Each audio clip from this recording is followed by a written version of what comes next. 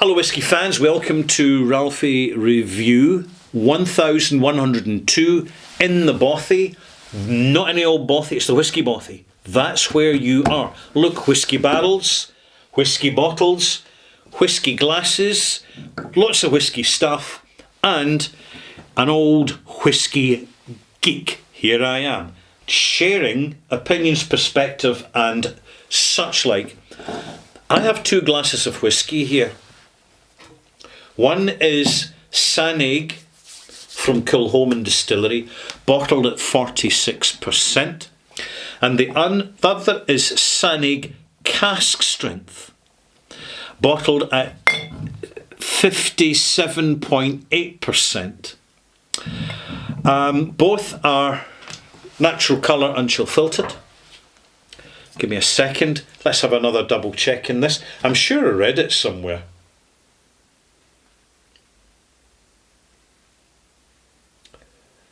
Where did I read it? I must say it somewhere. Oh my goodness, it doesn't.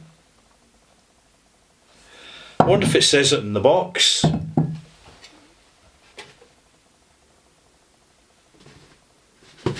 I don't know why they don't mention it, because it would certainly improve their reputation if they did. No, I don't see it. A significant oversight and an omission.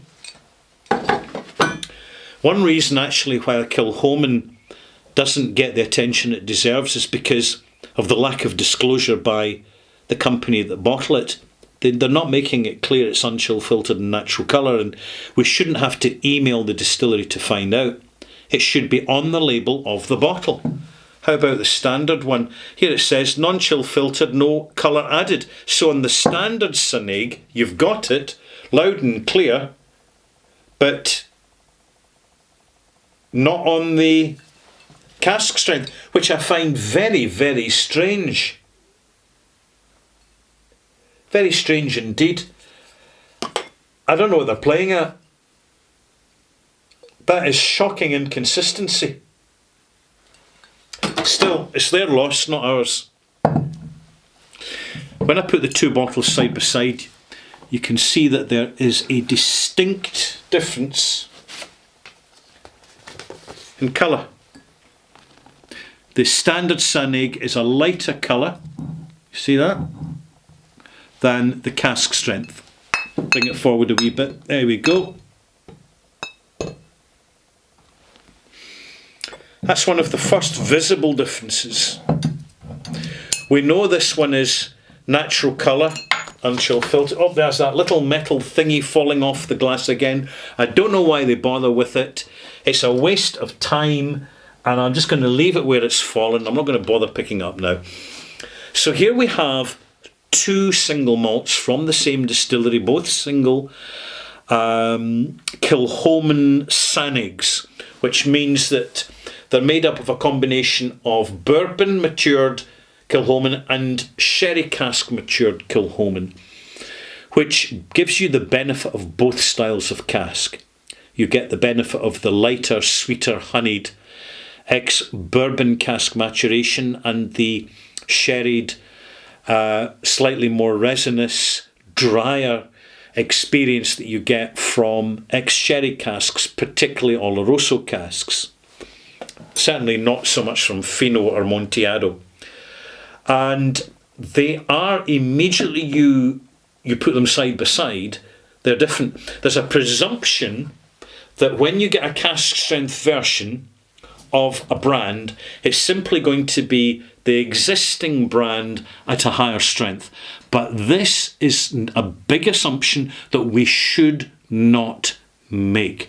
In fact, it is quite often the case that in the composition of a higher strength brand, a different proportion of casks is used and a different recipe, as they say, a different blending recipe of casks is used for a very simple reason, because they want to get the optimum delivery of experience to their customer.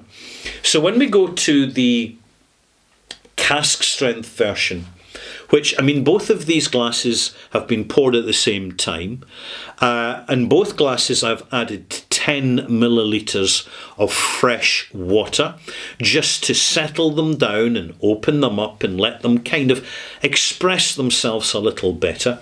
So what have we primarily got between the two of them? What's the fundamental difference?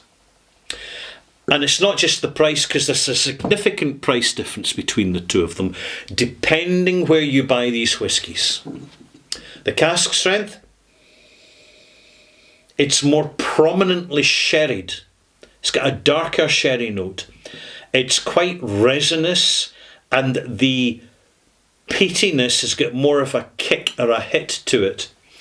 On the 46% version, the arrival is altogether softer, much softer. The sherry cask influence is far more restrained. It's much softer, it's much more honeyed. So I'm going to say immediately right now that the proportion of casks used in these separate bottlings is different. This has got more refill sherry casks. This has got more first fill sherry casks.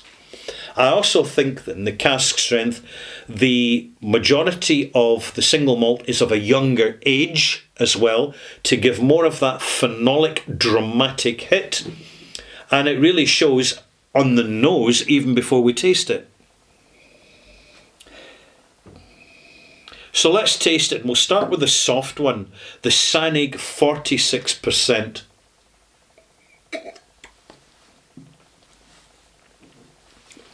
Wonderfully rich, honeyed and resinous. And I'm also noticing there's a little bit more Scotch mist developing in the lower strength, the 46% Sanig, compared to the 57.8% Sanig. And that one reason for that is that there's simply more alcohol in the higher strength, and therefore it will take more water to reduce the power of the alcohol to hold on to the solids and then put them back into suspension in the water. That's one reason why. So if I was to add a bit more water to this, then it would start to develop a bit more Scotch mist. So I'm going to add one more teaspoon from the soda spoon. So I'm going to add one more 5 millilitre portion of water. That makes this a total of 15 millilitres of water compared to the standard 46% Sanig's 10 millilitres, which I'm not going to dilute any further because it simply doesn't need it. The cask strength being substantially higher in alcohol concentration will comfortably absorb and take in and assimilate the water I've added, which brings these two whiskies onto more of a level pegging, although not quite. But it helps me to make more authentic comparisons between the two without one being over dominant with a more alcohol.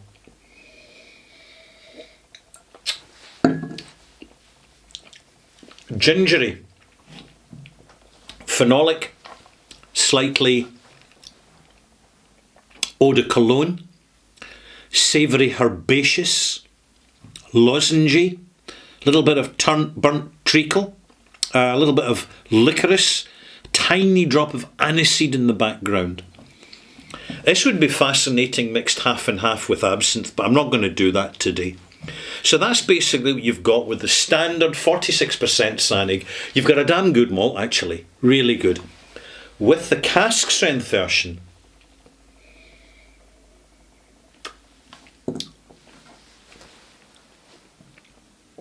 completely different. Not just marginally different. And I'm getting beyond the fact that you can just tell immediately that the two are the same single malt from the same distillery. That's very obvious. But with the cask strength version, the sherry is darker in its influence. The peat is younger. It's more elemental. It's more volatile. It's more aggressive. It's less rounded. Whereas the standard 46% is wonderfully rounded for a heavily peated whisky. The cask strength is just bringing in far more elemental drama. It is much more, I'm going to pick a word to describe this, an analogy which will perfectly sum up the difference between these two whiskies. This whisky is a breezy day outdoors in Islay. This whisky is a full-blown Atlantic sea storm. The brininess is far more intense. There's much more dryness coming through. And yet what it does is it just it turns on the sensation range more intensely. Whereas the sensation, sweet, sour, salt, bitter, savoury, are dialed in on the standard Sannag. With the cask strength Sannag, they're not dialed in, they're dialed out. They're far more elemental. And then what happens when we put the two together? What happens next? Well, as you can see, I'm set for a very good night ahead. I would not drink any more than that in one night of whisky, by the way, just for the record. But it's the perfect delivery for me. I need that water in the whisky. I need to disarm the alcoholic kick and burn. Because with alcoholic burn, it shuts down flavour. And if you're in denial of that, you don't know as much as you think you do about whisky. And I'm just telling you, because I care. That's why. Because I care.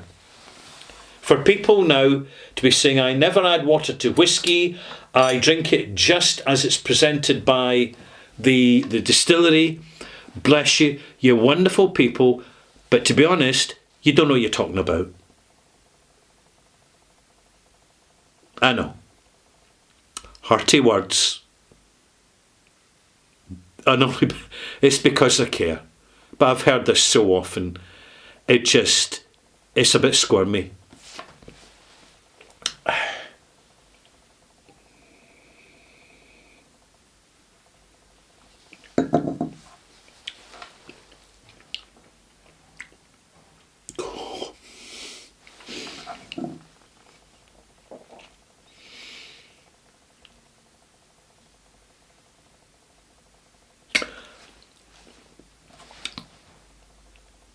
Sometimes when you put two single malts together, you get a third single malt, a third experience.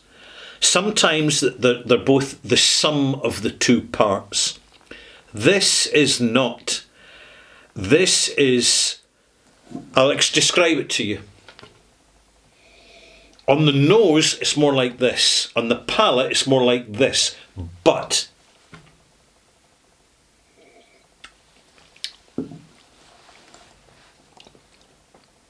the peat's dialed back now. It's become much more mineralated. Seashells, brine, seashores, seaweed.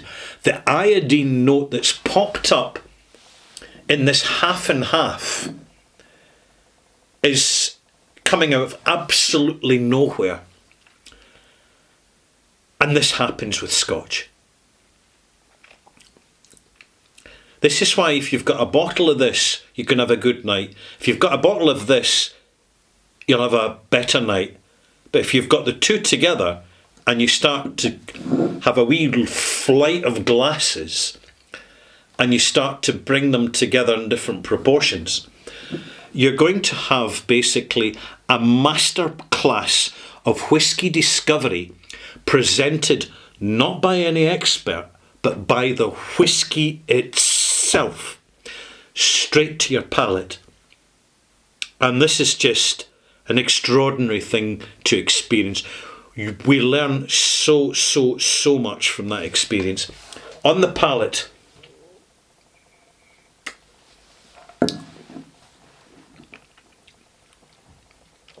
strangely creamy wood notes, slight sawdusty notes.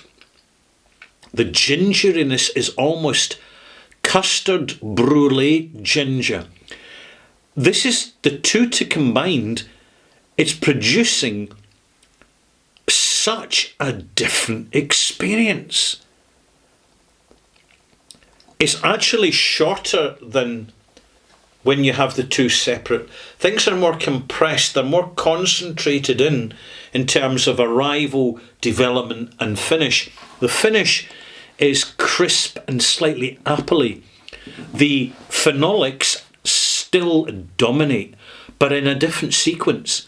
This time it's becoming more vegetal. It's becoming much more maritime. Very, very strange.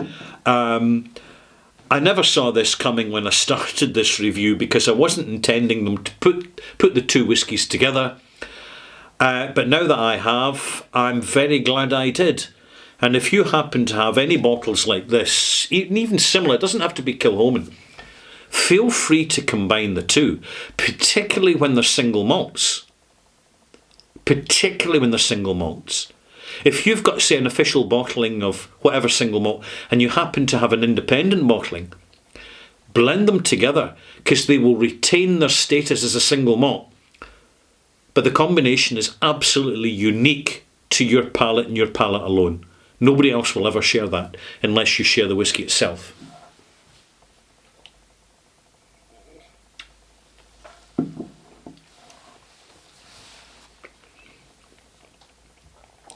Iodine and green apple. A little hint of rosewater in the background coming from the sherry. It's as if the sherry's not quite sure what to do with itself now. It's reconfiguring itself. And my impression is that the vanillas from ex-bourbon casks are now starting to play a greater prominent role in the delivery of this whisky. It really is something else.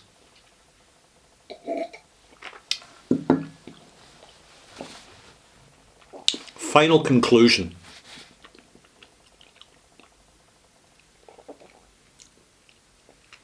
It's becoming much more phenolic dessert-like.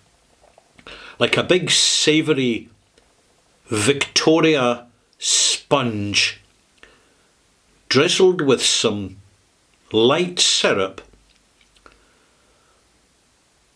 but it's been shoved up a chimney while the fire's on underneath. I'm going to leave it at that. I'm not going to say any more. I hope you've enjoyed this. And my goodness, I certainly have.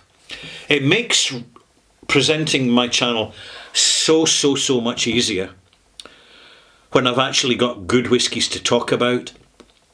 So if I'm not talking about Johnnie Walker and Chivas Regal, and I'm not talking about Talisker Storm, and I'm not talking about Dalmore, bless you, there's a reason for that. I don't want to buy them, particularly if it's going to end up with me grumbling, complaining and moaning. I'd rather stick to the positive. And the best thing that we can all stick to is chasing a positive experience by buying the whiskies we're really going to enjoy, and that we've got something wonderful to share and just positive things to talk about. See you soon.